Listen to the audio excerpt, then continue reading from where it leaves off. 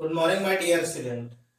बेटा, कल के लेक्चर में हम लोगों ने अतिसंयुग्मन हाइपर कॉन्जुगेशन क्या होता है उस पर चर्चा की गई थी।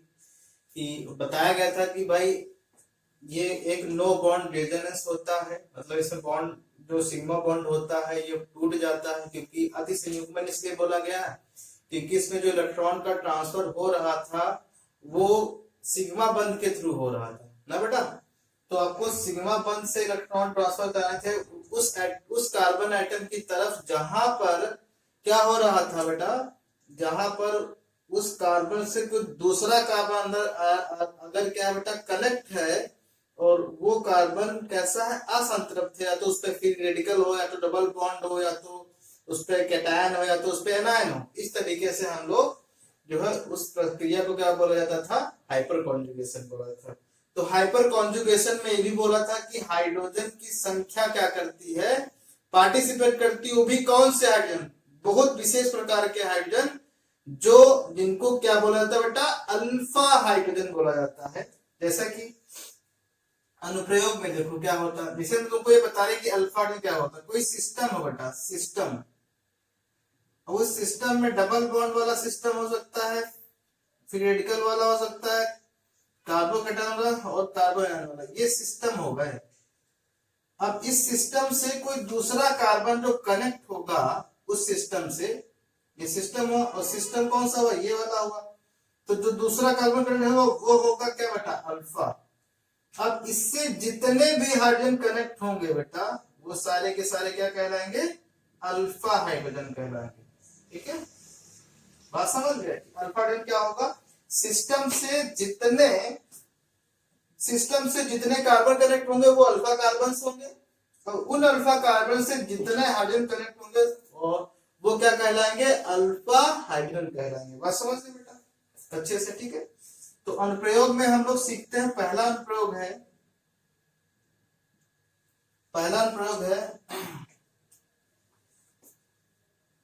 एल्कीनो का स्थायित्व ज्ञात करने में। एल्कीनो के स्थायित्व, एल्कीनो का इसके स्थायित्व को ज्ञात करने में।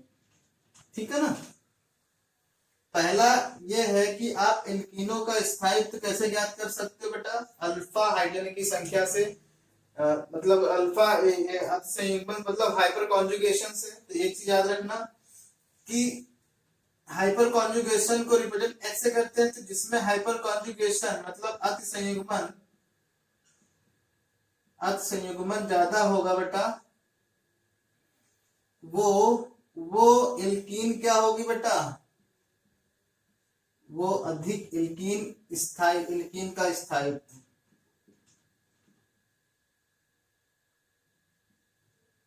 तो लिखोगे बेटा, अतिसंयुग्मन का उपयोग या प्रयोग या अनुप्रयोग, अतिसंयुग्मन का अनुप्रयोग एल्कीनों के स्थायित्व को ज्ञात करने में करते हैं। एल्कीनों के स्थायित्व को ज्ञात करने में करते हैं जिन एल्कीनों में अतिसंयुग्मन अधिक होता है, जिन एल्कीनों में अतिसंयुग्मन अधिक होता है वह एल्कीन अधिक स्थायी होती है।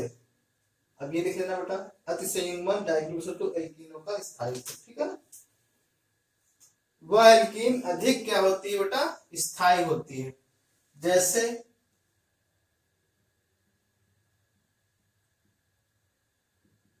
निम्नलिखित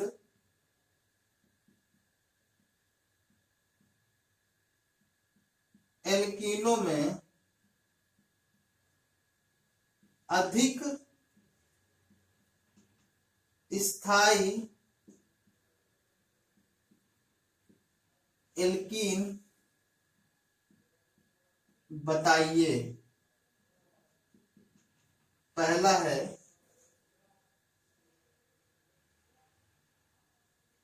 ठीक है, दूसरा है,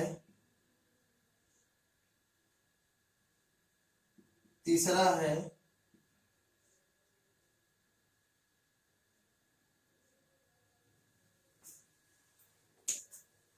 और चौथा है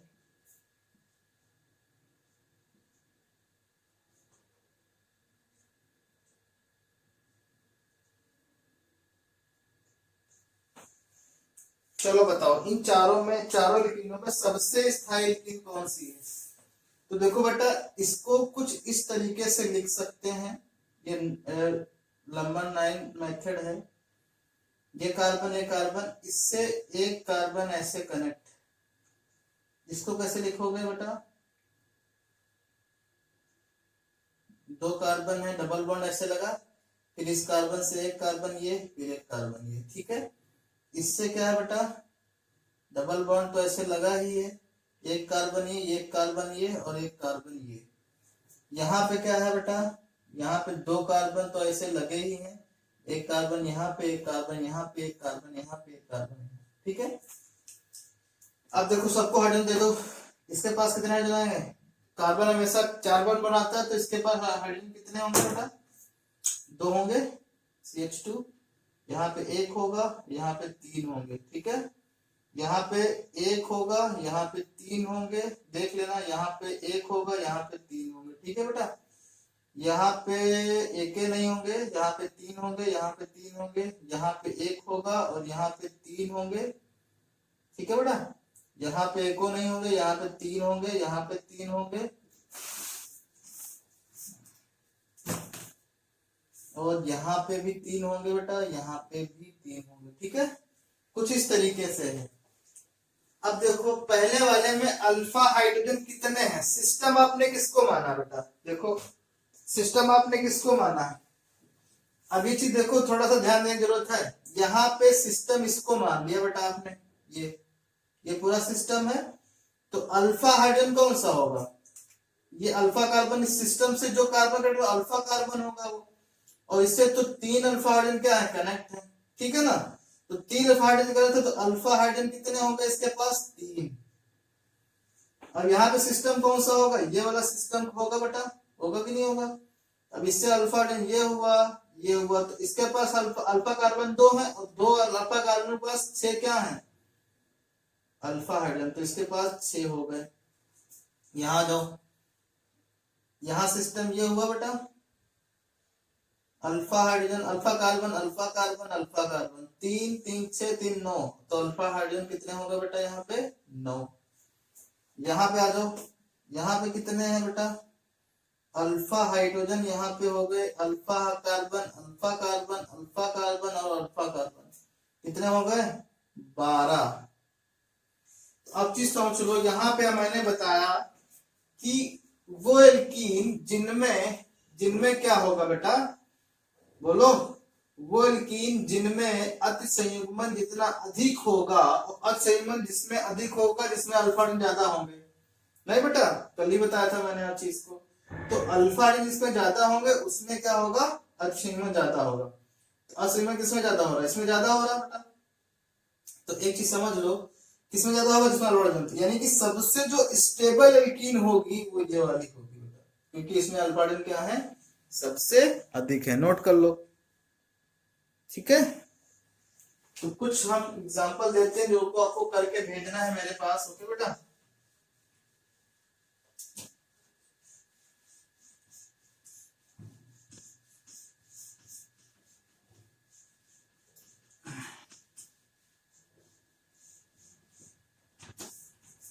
क्वेश्चन होमवर्क है ये आपका,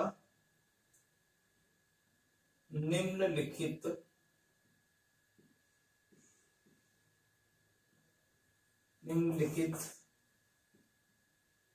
एल्कीनो को उनके स्थायित्व के बढ़ते क्रम में लिखिए, ठीक है बेटा। जिसमें से पहली एल्कीन वाली है ये,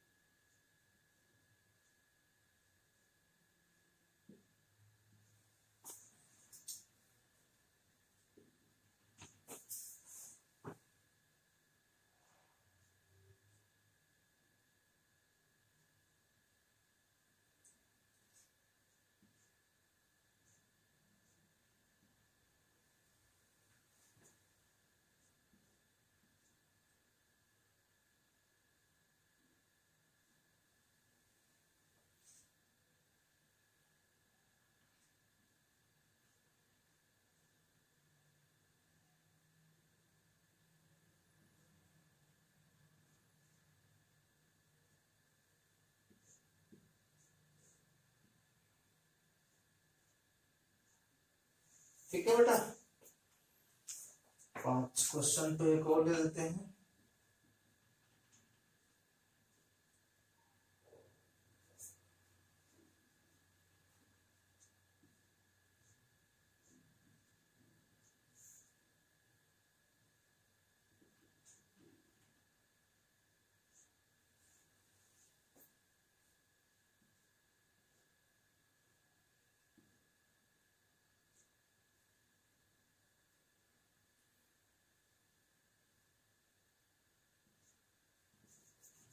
तो ये 5 कर लेना क्वेश्चन, ठीक है बेटा। अगर आपने पास कर लिया तो ये आपको बहुत ही तरीके से ये कॉन्सेप्ट क्लियर हो जाएगा बेटा कि एल्कीनों का स्थायित्व तो कैसे निकालते हैं। ठीक है बेटा, चलो नेक्स्ट लिखो।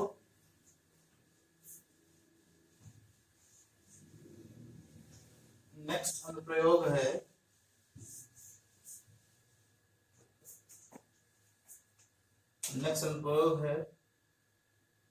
कार्बो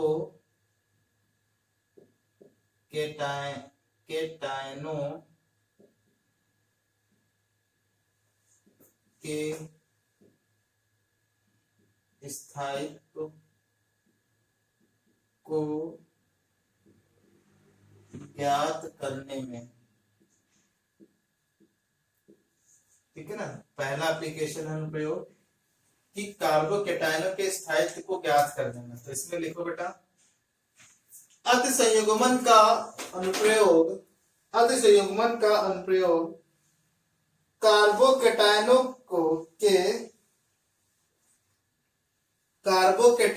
के स्थायित्व को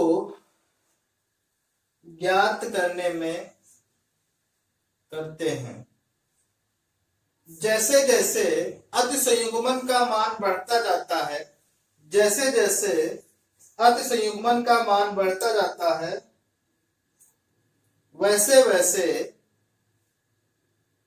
वैसे वैसे उस कार्बोकेटायन के स्थायित्व का मान बढ़ता जाता है।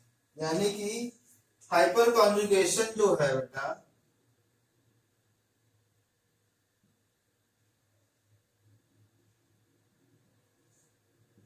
अगर इंक्रीज हो रहा है तो स्टेबिलिटी ऑफ क्या हो रही है बेटा, कार्बोकेटायन क्या हो रही है, बढ़ रही है। आप समझ रहे हो, hyper conjugation is directly proportional to stability of carbocation. मतलब H इंक्रीज होगा तभी स्टेबिलिटी क्या होगी बेटा, stability of carbocation will increase. ठीक है, डायरेक्टली प्रोपोर्शनल होगा। अगर इसका मान कम हो जाएगा तो स्टेबिलिटी ऑफ कार्बोकेटायन क्या हो जाएगी, कम हो जाएगी। ठीक है, तो कुछ एग्जांपल से मैं तुमको समझा देता हूं।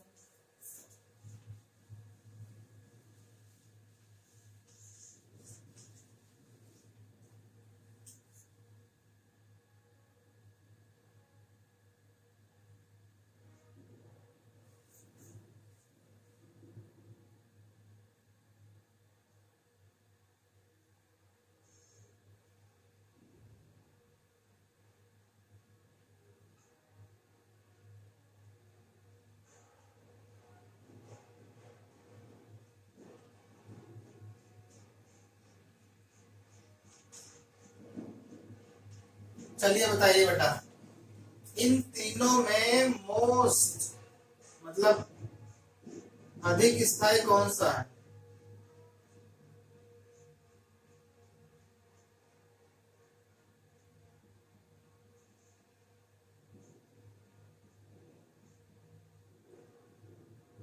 बताइए बेटा, अधिक स्थायी कार्बोकेटायन।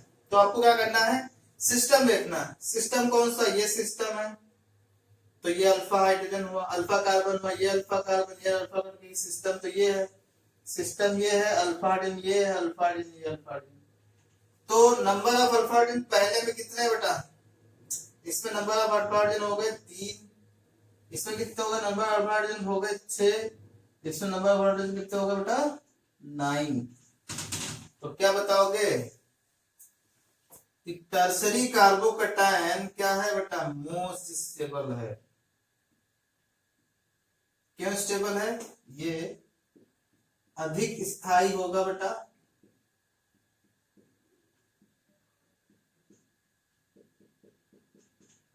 क्योंकि क्योंकि बताओ अल्फा हाइड्रोजनों की संख्या क्या है बेटा, अधिक। ठीक है, बोलिए।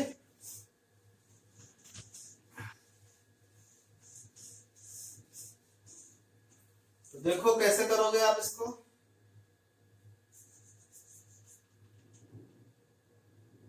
होमवर्क देखो क्या है, निम्नलिखित कार्बो केटायनों को उनके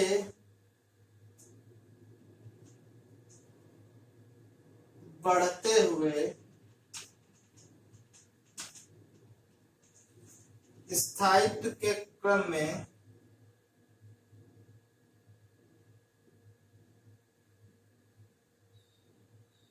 लिखिए।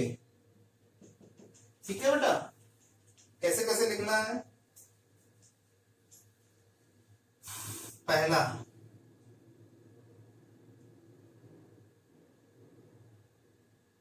ये कार्बोकेटायन है,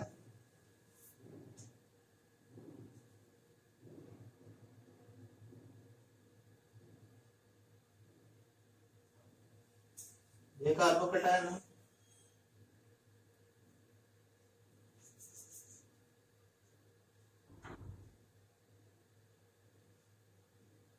ये कार्बोकेटायन है,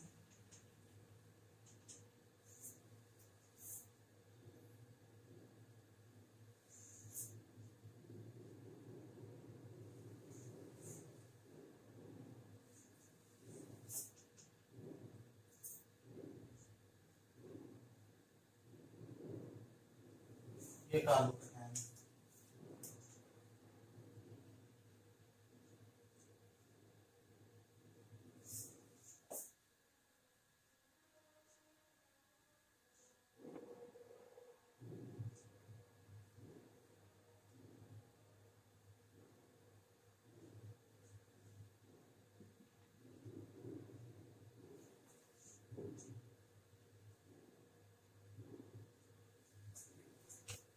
तीसरा,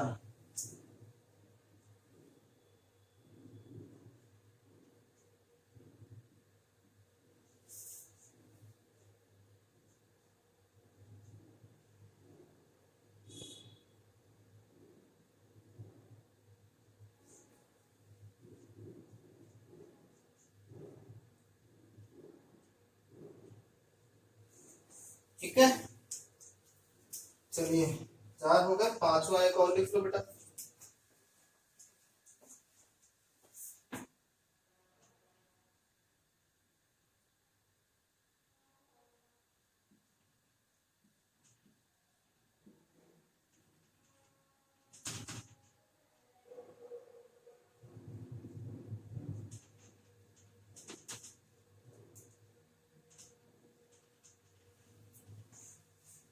ठीक है, 5 हो गए। चलो, हमको बढ़ते हुए क्रम में अरेंज लिखना है। ठीक है बेटा, और अब एक दो है वो कल पढ़ेंगे अपन लोग। Thank you.